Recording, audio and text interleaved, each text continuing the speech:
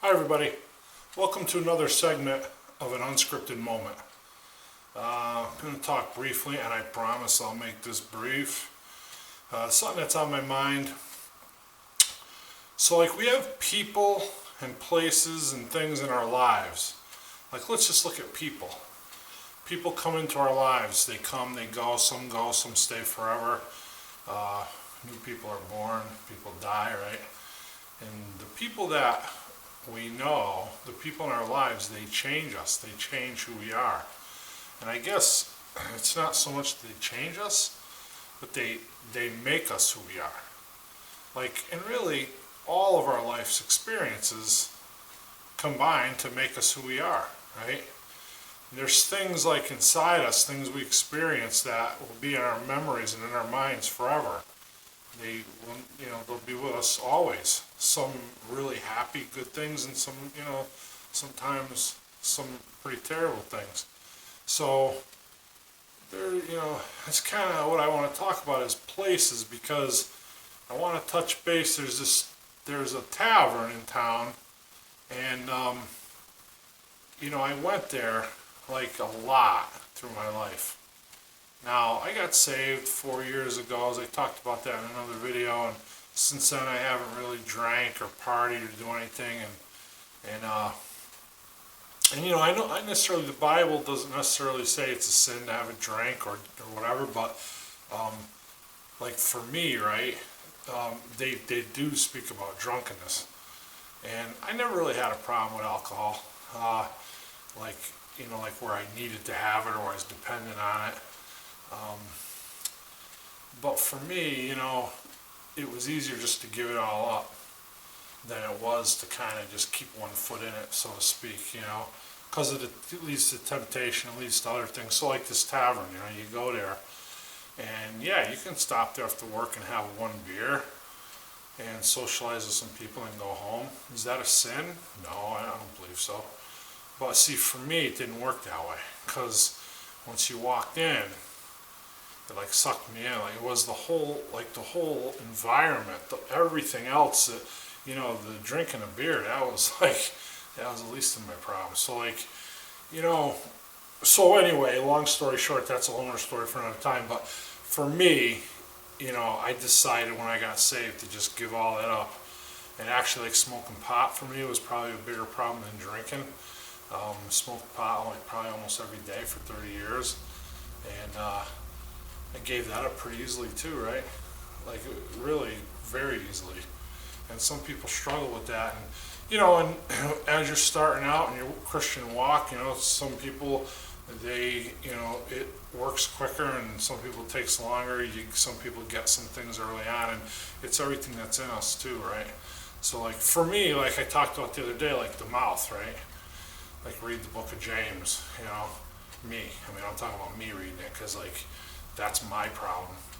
My mouth, the things I say, my anger, getting mad at people in traffic and getting frustrated. That's the harder thing to let go of for me. Drinking and partying and all that, that was a piece of cake. I was ready for that. I was ready to give that up. It's all this other stuff. It's I talked about. But so anyway, that's for another time too. But if we look at these people, these experiences, and really everything, everybody that we meet, everything we do in our life makes us who we are. It molds us into who we are. So this tavern, I went there when I was 16 for the very first time. And so skipped school and went there on lunch. It's not as terrible as it seems. The drinking age was 18 at the time, but not that makes it right. But so we do these things, and it becomes part of us. I ended up working there, on and off for 20 years as a grill cook.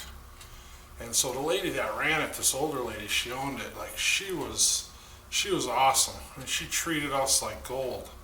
Treated me like gold. And most of the people, I believe, they're like gold. You become part of a family there. And then the customers that come and go, some of them, you really get to know them.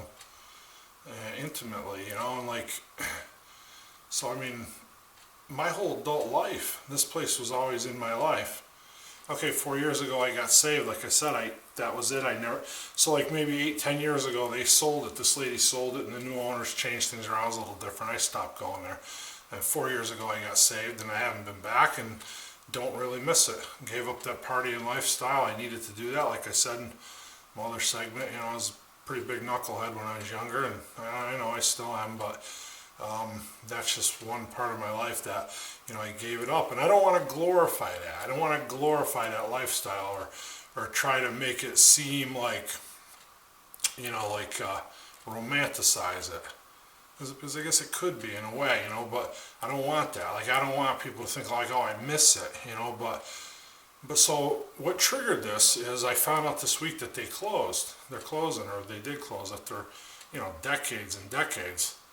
And so, like, I know it's not the same thing, but in a small way, it's almost like a friend died, because now this place, and even though haven't gone there in 4 years, and I won't say I miss it, but there's parts of my life that were there that, I spent a good part of my adulthood there. I knew people there, and things that happened to me, and these things weave themselves into the fabric of who you are, who I am, and so that doesn't change, so I got saved, I stopped going there, but that's still part of my, part of who I am, or who I was, maybe more accurately.